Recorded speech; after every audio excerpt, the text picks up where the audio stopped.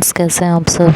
Welcome back and forever के last part में आप लोगों ने सुना कि श्री ने अपने आप को पूरी तरह शीतल की बाहों में छोड़ दिया था। उसे संभालते हुए शीतल पूरी तरह लड़खड़ा गई थी, पर उसने उसे संभाल लिया था। धीरे धीरे अब शीतल का दिमाग ठिकाने पर आने लगा था, पर फिर भी शीतल से श्री को पीछे नहीं हटाया जा रहा था। शीतल को खुद पर काबू पाने में बड़ी मेहनत लग रही थी, क्योंकि अपनी बातों, अपने टच और अपनी गर्म सांसों से श्री शीतल को उभरने का मौका ही नहीं दे रही थी। श्री की हर अदा इतनी अट्रैक्टिव थी कि शीतल को बहुत कोशिश करनी पड़ रही थी। किसी तरह शीतल ने अपना मन कड़ा किया और श्री को कंधों से पकड़कर पीछे किया, पर जितना शीतल श्री को पीछे करती, श्री उतना ही आगे बढ़ती। आखिर में शीतल को बोलना ही पड़ा, क्या कर रही हो श्री, पीछे हटो। श्री भी अड़ गई थी, नहीं हटूंगी जब तक तुम मुझे आई लव यू नहीं बोल देती। अरे मुझे प्यार होता तो ज़रूर बोल देती श्री, अब बस करो, ये सब करना बंद करो, क्योंकि कहीं मैं हद से बाहर हो गई ना और तुम्हारे साथ कुछ कर बैठी तो तुम फिर मुझ पर इल्ज़ाम लगाओगे कि मैं यही सब चाहती थी, इसलिए दूर रहो। कहकर शीतल ने श्री को पीछे धकेलना चाहा, तो शीतल की ये बातें सुनकर श्री को भी गुस्सा आ गया था। उसका हाथ चला और शीतल के गाल पर एक करारा तमाचा पड़ गया था।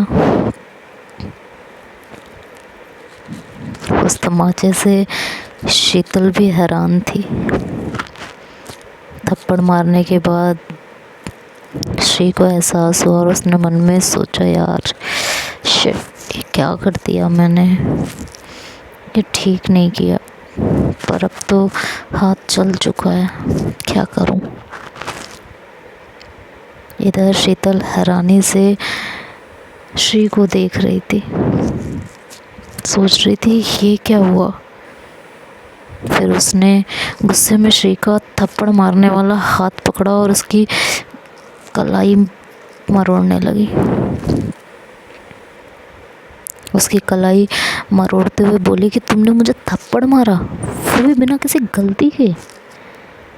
कलाई मरोड़ने से तो श्री को दर्द हुआ तो वो भी घूम गई थी, और शीतल ज़्यादा मरोड़ ना दे इसलिए उससे सट गई थी।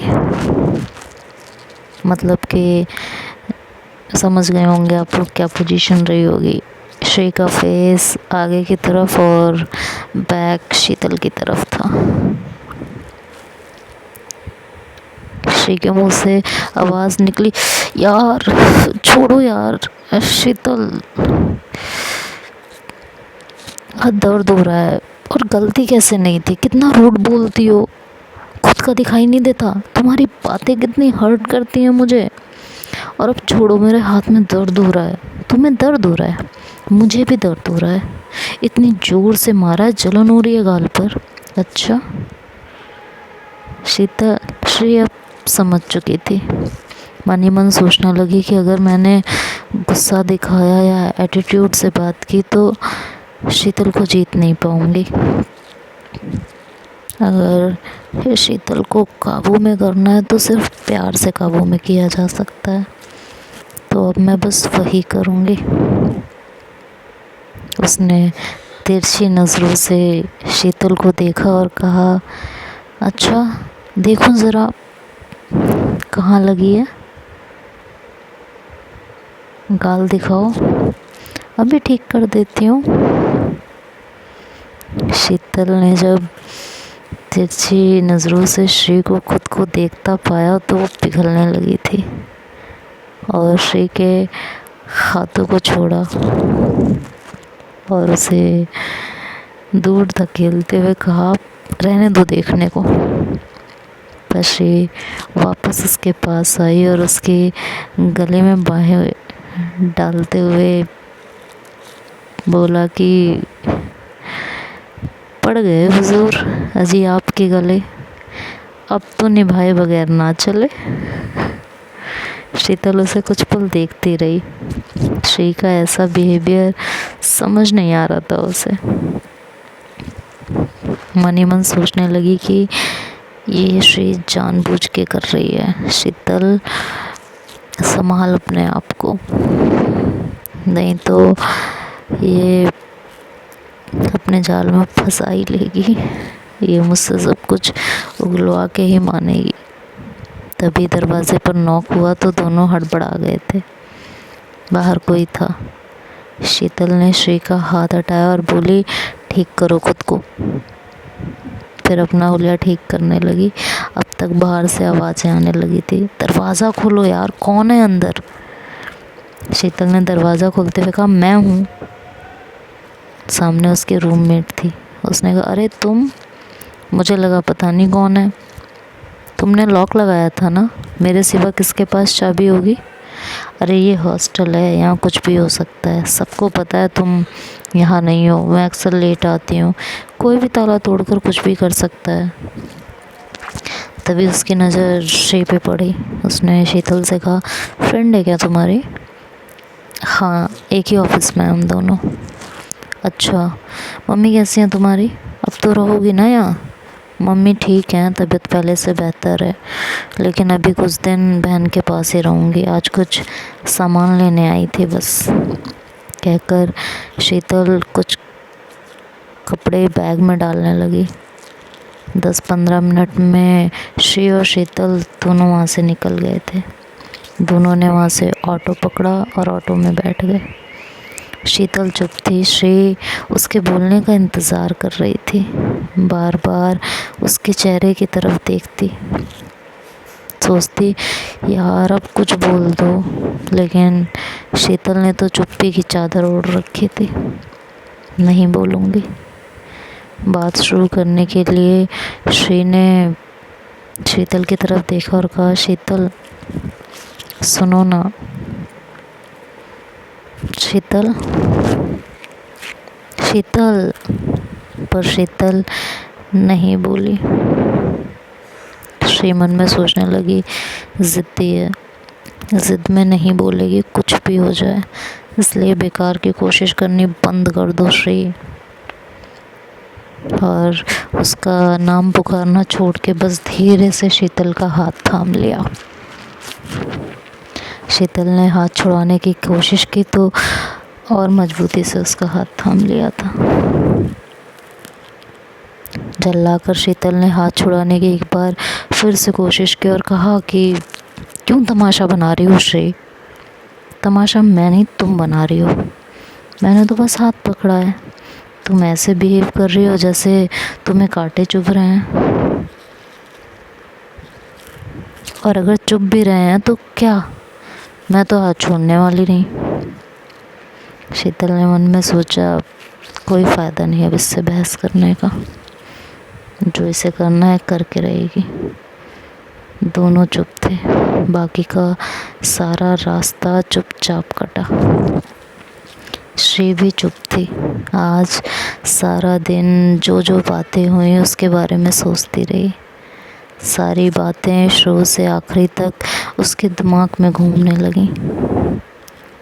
अचानक श्री कुछ याद करते हुए मुस्कुराई। वो बात याद आते ही श्री शीतल के और क्लोज आके बैठ गई थी और अपना सर उसके कंधे पर रख दिया था। जैसे ही श्री ने अपना सर शीतल के कंधे पर रखा, शीतल ना तो कुछ कह पाई और ना उसे हटा पाई, बस एक ठंडी सांस लेकर रह गई। दोनों स्टेशन पहुँचे। इस बीच श्री की मुस्कुराहट उसके चेहरे से गायब नहीं हुई थी। स्टेशन पहुँच के श्री की ट्रेन का इंतज़ार करने लगे। दोनों चुप थे। बस श्री रह रह कर मुस्कुरा देती थी। शीतल मन में सोचने लगी कि ये इतना मुस्कुरा क्यों रही है, पूछूं क्या इससे? नहीं, अगर इससे कुछ पूछा तो पता नहीं क्या बोल दे। मेरी इतनी हिम्मत नहीं है कि अब इससे कुछ पूछूं। जवाब में क्या जवाब आ जाए कुछ भरोसा नहीं है। और अब अपने इमोशंस पर काबू नहीं है मेरा। नहीं चाहती हूँ कि हम दोनों में फिर से कोई बात शुरू हो, बहस बढ़े या फिर मैं कमज़ोर पड़ जाऊँ। इसलिए चुप रहना ही ठीक है। ज़्यादा बोला तो बात बिगड़ सकती है, बहुत ज़्यादा बिगड़ सकती है। इसलिए चुप रहना ही ठीक है। इसी में हमारा फ़ायदा है। वो सोच ही रही थी और श्री बार बार शीतल की तरफ देखती और उसके चेहरे पे मुस्कान तैर जाती। तभी श्री की ट्रेन स्टेशन पर आने लगी और रुकने लगी तो श्री शीतल से बोली कि शीतल, आज ऑफिस में तुमने एक बात बोली थी, इंसान जिससे प्यार करता है उसे लेकर कुछ ना कुछ इमेजिन कर लेता है। जिसके लिए रोमांटिक फीलिंग्स हो उसके साथ कुछ ना कुछ दिमाग में आ ही जाता है और उसके साथ इमेजिन कर लेना पाप तो नहीं है। मुझे ये बात अभी थोड़ी देर पहले क्लिक हुई।